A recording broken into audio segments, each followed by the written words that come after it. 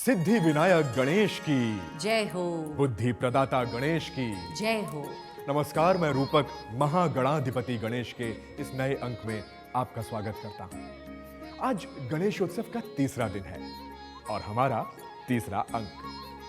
नमस्कार, मैं अपेक्षा। तीसरा अंक अवश्य है, लेकिन पहले हम दूसरे अंक की बात को पूर्ण करेंगे और यह समझेंगे कि गणपति को बुद्धि प्रदाता क्यों कहा जाता है। तो चलिए सिद्धि और बुद्धि के स्वामी गणेश को जानने के लिए आरंभ करते हैं उस श्रृंखला के तीसरे अंक को, जिसका नाम है महागणाधिपति गणेश। आदि अनादि संस्कृति की विजय यात्रा।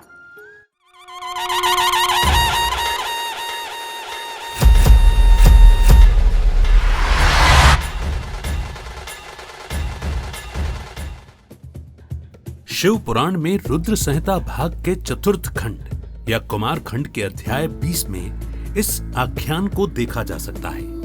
ये वो काल था जब महादेव और माता पार्वती के मन में उनके दोनों पुत्रों विनायक और कार्तिकेय के विवाह का विचार आया। माता पिता की इच्छा को जानकर दोनों पुत्रों ने भी विवाह का मन बना लिया, परंतु जैसा कि सदैव होता था, दोनों ही माता पिता की इच्छा को प्रथम पूर्ण करना चाहते थे। यही कारण था कि उनमें होड़ लग गई कि प्रथम विवाह किसका होगा। अब तो महादेव और पार्वती के समक्ष समस्या आ गई कि दोनों ही पुत्र पहले विवाह करने के लिए इच्छुक हैं। तब महादेव ने उलझन को सुलझाते हुए कहा, आप दोनों ही हमें प्रिय हैं, परंतु हमने विवाह के संबंध में पूर्व से ही एक नियम बना रखा है, जो निश्चित ही आप दोनों को भी प्रिय होगा। महादेव द्वारा वर्णित नियमानुसार कार्तिकेय और विनायक दोनों के समक्ष प्रश्न था कि उनमें से जो संपूर्ण पृथ्वी की परिक्रमा शीघ्र पूर्ण करके आएगा, उसी का विवाह सर्वप्रथम होगा। दोनों ही पृथ्वी की विशालता को अनुभव कर रहे थे, परंतु भगवान कार्तिकेय अधिक समय व्यर्थ न करते हुए अपने वाहन मयूर के साथ पृथ्वी की परिक्रमा करने उड़ गए और गणेश वहीं खड़े रह गए। हम गणपति की इसी बुद्धिमत्ता से परिचित हैं। वे बिना विचारे कोई काम नहीं करते। उन्हें अपनी क्षमताओं का ज्ञान था। वे जानते थे कि अपने मूषक वाहन के साथ भगवान कार्तिकेय से पहले पृथ्वी की परिक्रमा करना उनके लिए लगभग असंभव है। इसका अर्थ यह नहीं है कि उन्होंने पराजय स्वीकार कर ली, कदापि नहीं। उन्होंने नए मार्ग की खोज की। उन्होंने अपनी बुद्धि का प्रयोग किया और एक ऐसा निर्णय लिया कि उनकी विजय निश्चित हो जाए। गणनायक ने महादेव और माता पार्वती के लिए आसन तैयार किया और पूरी श्रद्धा और सम्मान से उन्हें उस पर बिठाया। इसके पश्चात गणेश ने विधि पूर्वक अपने माता पिता की पूजा की और बारंबार उन्हें प्रणाम करते हुए 7 बार महादेव और पार्वती की प्रदक्षिणा की। इसके पश्चात गणेश ने हाथ जोड़कर महादेव और माता पार्वती से कहा कि अब मेरा शुभ विवाह कर दीजिए। इस आख्यान को पहली बार सुनने वाले की प्रतिक्रिया जैसी होनी चाहिए, वैसी ही प्रतिक्रिया भोलेनाथ की थी। उन्होंने कहा कि विवाह के लिए यह नियम है कि तुम पृथ्वी की 7 बार परिक्रमा पूर्ण करो, और वो तुमने नहीं की है। यहाँ महादेव यह देखना चाहते हैं कि श्री गणेश ने माता पिता की प्रदक्षिणा करके जो किया है, क्या वे स्वयं इसका महत्व जानते हैं? इसलिए वे बार बार कहते हैं कि तुम प्रथम पृथ्वी की परिक्रमा पूर्ण करो, तब तुम्हारा विवाह होगा। तब अगाध बुद्धि के स्वामी गणेश उत्तर देते हैं कि वेदों और शास्त्रों का ये वचन है कि जो पुत्र माता पिता की पूजा करके उनकी प्रदक्षिणा करता है, उसे पृथ्वी की परिक्रमा करने जितना फल सुलभ हो जाता है। अतः मैंने आपकी प्रदक्षिणा कर वह फल प्राप्त कर लिया है। इसके पश्चात महादेव और पार्वती प्रसन्न हो गए और उन्होंने प्रजापति विश्वरूप की 2 पुत्रियों से गणेश का विवाह संस्कार संपन्न करा दिया। सिद्धिर्गणेश पतन्यास्तु क्षेमनामा सुतो भवत बुद्धेर्लर्भाभिधः पुत्र आसीत् परम शोभनः। सिद्धि और बुद्धि से गणपति का विवाह हो गया और आगे वर्णन आता है कि श्री गणेश को सिद्धि से क्षेम नामक पुत्र प्राप्त हुआ और बुद्धि से लाभ नामक पुत्र की प्राप्ति हुई। ये पूरा घटनाक्रम विनायक की बुद्धिमत्ता का परिचय तो देता ही है, साथ ही उनकी मंगलकारी होने या सिद्धि और बुद्धि प्रदान करने के गुण को भी हमारे सामने रखता है। और सिद्धि और बुद्धि के प्राप्त होने पर क्षेम अर्थात शुभ और लाभ की प्राप्ति भी गणपति सुनिश्चित करते हैं। आपके मन में ये प्रश्न आ सकता है कि ये सभी आख्यान गणेश को बुद्धि प्रदाता सिद्ध करने के लिए रचे गए हैं। तो चलिए कुछ और वैदिक, महाभारत कालीन और पुरातात्विक संदर्भों को टटोलते हैं और देखते हैं कि विनायक के लिए बुद्धि प्रदाता विशेषण कब से आरंभ हुआ। ॐ गणानां त्वगणपतिं हवामहे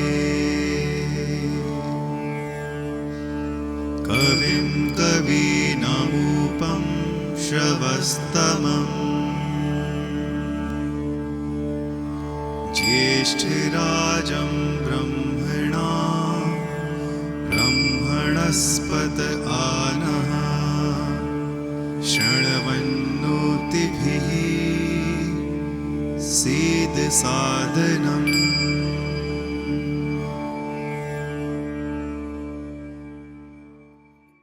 यह ऋग्वेद के दूसरे मंडल के 23वें सूक्त का पहला मंत्र है। कहा जाता है कि गणपति शब्द का सबसे पहले प्रयोग यही हुआ है। इस मंत्र को अधिकांशतः भगवान गणेश के आह्वान के लिए प्रयोग किया जाता है। इस मंत्र में गणपति को ब्रह्मणस्पत अर्थात ब्रह्मणस्पति श्रेष्ठ कवि, ब्रह्म को जानने वालों में श्रेष्ठ कहते हुए आह्वान किया गया है कि आप हमारी स्तुतियों को सुनकर इस यज्ञ स्थल पर विराजिए। ये गणेश के बुद्धि प्रदाता स्वरूप का एक वैदिक प्रमाण है, क्योंकि यहाँ ब्रह्मण शब्द का अर्थ है वाक और वाणी। अतः ब्रह्मणस्पति का अर्थ हुआ वाक्पति, वाचस्पति अथवा वाणी का स्वामी। गणपति ऐसे वक्ता हैं जो अपनी वाणी का प्रयोग बुद्धि और विवेक के साथ करते हैं। इतना ही नहीं, वे कवियों और ब्रह्म को जानने वालों में भी श्रेष्ठ हैं। पौराणिक संदर्भों की बात करें तो अधिकांशतः पृथ्वी की परिक्रमा वाली घटना को अलग अलग तरीके से प्रस्तुत किया गया है, लेकिन एक महाभारत कालीन संदर्भ हमें बहुत स्पष्ट तर्क देता है। इस आख्यान का वर्णन महाभारत के आदि पर्व में प्राप्त होता है। ये वो काल था जब महर्षि वेदव्यास के मन में महाभारत की रचना करने का विचार आया। जब उन्होंने एक विशालकाय महाभारत की रूपरेखा अपने मन में निर्मित की तो उन्हें चिंता हुई कि इसे लिखेगा कौन।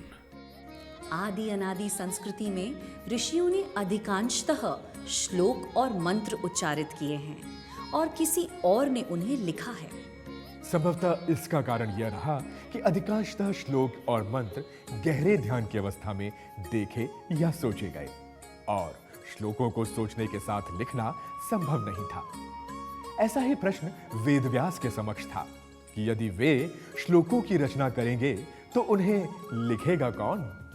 तब ब्रह्मा जी ने वेदव्यास को परामर्श दिया कि उन्हें इस कार्य हेतु बुद्धि के स्वामी विनायक को स्मरण करना चाहिए। वेदव्यास ने महागणाधिपति गणेश का स्मरण किया और वे प्रकट हो गए।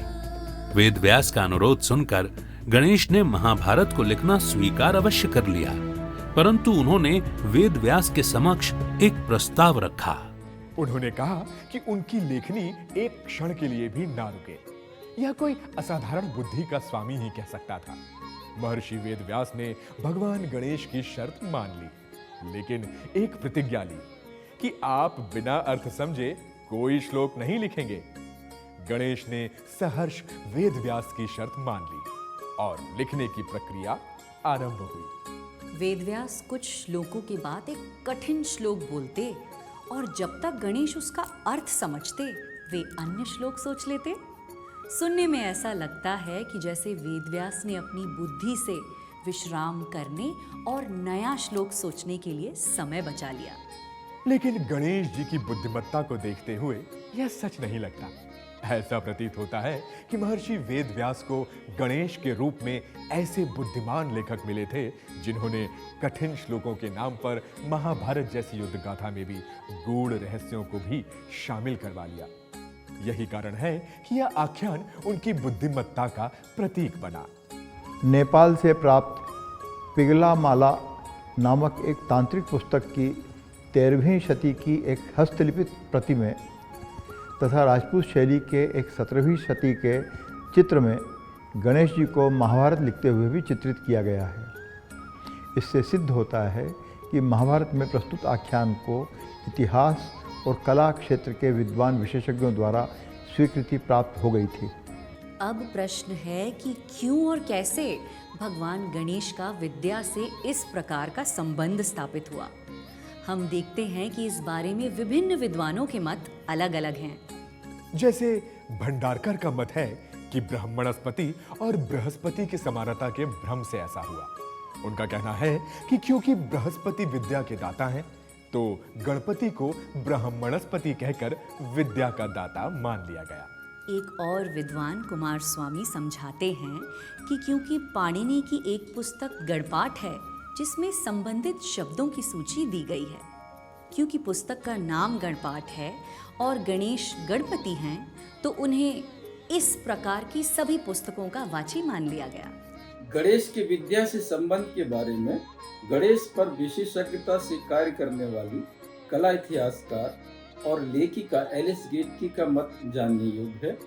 उन्होंने अपनी पुस्तक Ganesha a monograph on the elephant faced god में कहा है कि यह धारणा गणेश के सिद्धि शब्द से विद्यमान संबंध से निकली है। गणेश को सिद्धिदाता या सिद्धि का स्वामी माना जाता था। परवर्ती धार्मिक विश्वास के अनुसार सिद्धि उनकी एक पत्नी भी है। इधर ब्राह्मी वर्णमाला को प्राचीन समय में सिद्धम कहा जाता था और उसका अध्ययन अध्यापन ओम नमः सिद्धम से प्रारंभ होता था।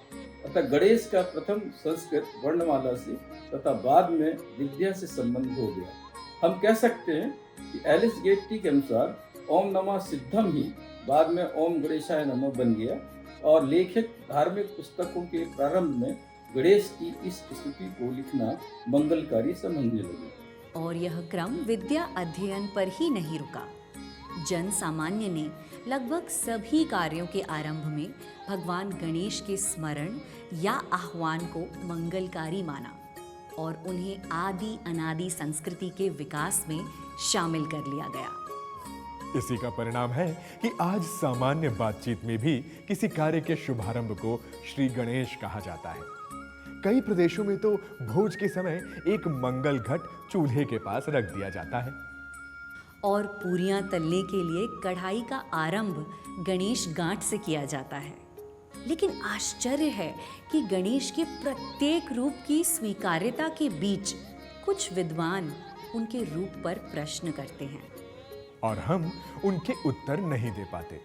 परंतु अब नहीं, अब इस गणेश उत्सव में हमें गणेश के स्वरूप को समझना भी है और सभी को समझाना भी है। और इसके लिए आपको कल का एपिसोड जरूर देखना चाहिए, जहां हम गणेश के गजमुख स्वरूप, उससे जुड़े अर्थ और संकेतों की विस्तार से बात करने वाले हैं। तो आपकी प्रतीक्षा रहेगी, लेकिन तब तक के लिए जुड़े रहिए और देखते रहिए महागणाधिपति गणेश, आदि अनादि संस्कृति की विजय यात्रा। अभी के लिए नमस्कार।